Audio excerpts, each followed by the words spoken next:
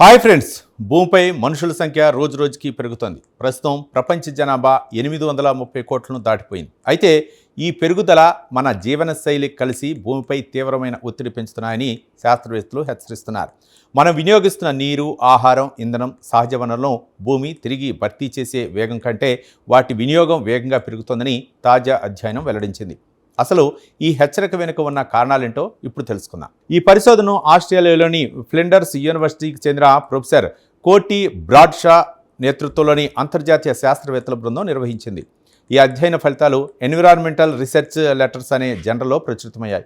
పరిశోధకులు గత 200 సంవత్సరాల జనాభా గణాంకాలను విశ్లేషించి జనాభా పెరుగుదల, వనరుల వినియోగం, వాతావరణ మార్పుల మధ్య సంబంధాన్ని పరిశీలించారు. పరిశోధన ప్రకారం 1950ల వరకు ప్రపంచ జనాభా పెరుగుదల వేగంగా సాగింది.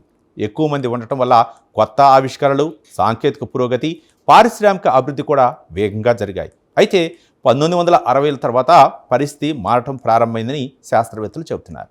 జనాభా పెరుగుతూనే ఉన్న జనాభా పెరిగే వేగం క్రమంగా మందగించడం ప్రారంభమైందని వారు గుర్తించారు.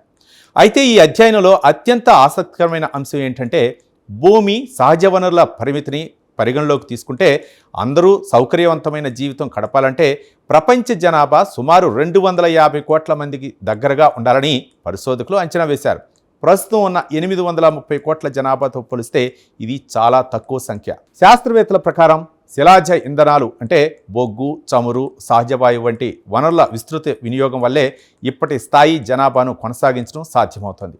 ఇవి ఆహార ఉత్పత్తి, పరిశ్రమలు, విద్యుత్ ఉత్పత్తికి సహాయపడుతున్నప్పటికీ మరోవైపు వాతావరణ మార్పులు, కాలుష్యం, పర్యావరణ నాశనాన్ని కూడా పెంచుతున్నాయని వారు హెచ్చరిస్తున్నారు. ఈ పరిశోధన ప్రకారం భవిష్యత్తులో ప్రధాన సవాళ్లలో ఆహార భద్రత, నీటి కొరత, జీవ వైవిధ్య నష్టం, వాతావరణ మార్పుల ప్రభావాలు, సామాజిక అసమానతలు మరింత పెరిగే ప్రమాదం ఉంది. అయితే శాస్త్రవేత్తలు ఒక విషయం స్పష్టంగా చెప్తున్నారు.